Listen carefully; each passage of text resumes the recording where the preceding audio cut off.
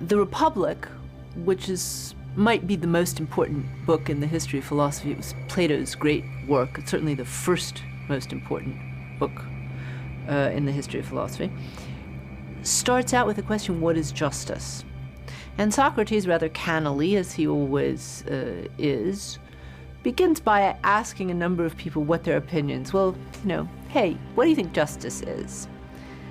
And the first important answer he gets is the conventional opinion. Well, that's easy. Justice is helping your friends and hurting your enemies.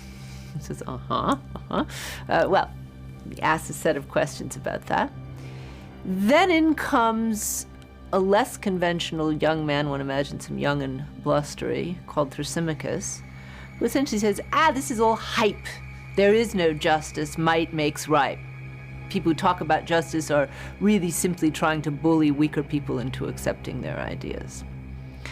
I think those are two ideas which are very much alive in contemporary culture, much more alive than they ought to be. The idea that justice is either helping your friends and hurting their enemies, or that it's simply all a bunch of hype and it doesn't really exist. And Socrates against that, or rather Plato, using Socrates as a mouthpiece, says maybe there's an idea of justice that isn't either of those things, and takes us on a trip in which he asks us to imagine what a really just state might be, how it might be fair for all of its citizens.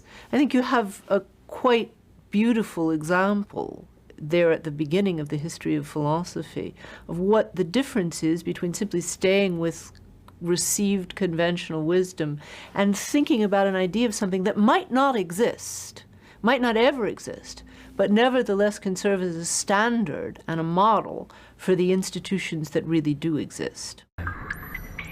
Descartes was interested in certainty. He was interested in propositions, or what he might call ideas. In the 17th century, you hadn't quite linguified, if that's an acceptable expression. You hadn't quite linguified philosophy. You talked about ideas.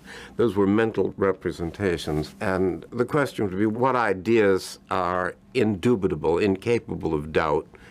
And Descartes thought that there were certain what he called clear and distinct ideas. That would be the criterion. If I can just find a set of ideas that are clear and distinct, ideas in connection with which doubt is unintelligible, then I've got some kind of foundation. Then he came up with a few such propositions. For example, he argued that his own existence is clear and distinct, that you can't doubt that you exist. Every time you say, I don't exist, it stultifies itself in your mouth, so that the opposite of I exist is unintelligible. He also thought that you could demonstrate the existence of God, that there is a fairly clear and distinct idea in connection with that. And he thought with his own existence and God's existence, he could deduce everything else. So there was always that effort to try and find something basic, foundations that can't be doubted, and then logic, that is to say deduction, is going to take care of the rest to build up the system. What I hope is that having spent much of the 20th century proving that the sort of deep foundations, general truths that give us a right to say anything with 100% certainty is hopeless and futile. We're not going to find them. I think a certain kind of meta-discussion ought to be over. Maybe we're bewitched by a model, a metaphor of architecture. Maybe knowledge doesn't rest on foundations. Maybe it's of a very different and far more pragmatic character than we took it to be. I mean, among contemporary thinkers, Richard Rorty, for instance, I think would be a good example of somebody who's anti-foundational. I think the style of argumentation characteristic of Euclidean geometry is a very bad model for argumentation in general. And suppose you tried to give an argument for proposing to this woman rather than that woman by deduction from first principles. You'd just make a fool of yourself if you tried. When statesmen call in advisors, wise old people, they don't ask them for self-evident truths from which they're deducing their advice. They also don't think of these people as having mystical insights.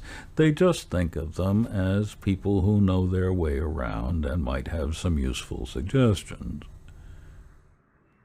The application of the Euclidean model to philosophical investigation, in fact, is the reflection of a certain kind of dream, that the fundamental principles that we would get to would either be unique, or if they form a set, they would form a coherent set.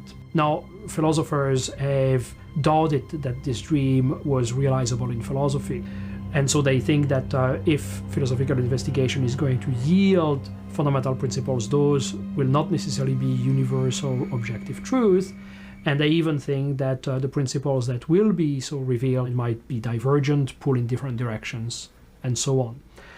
But nevertheless, it's useful to engage in that kind of exercise precisely insofar as it will enable us to identify what the driving ideas, the driving principles might be that animate some practices that we have, such as morality.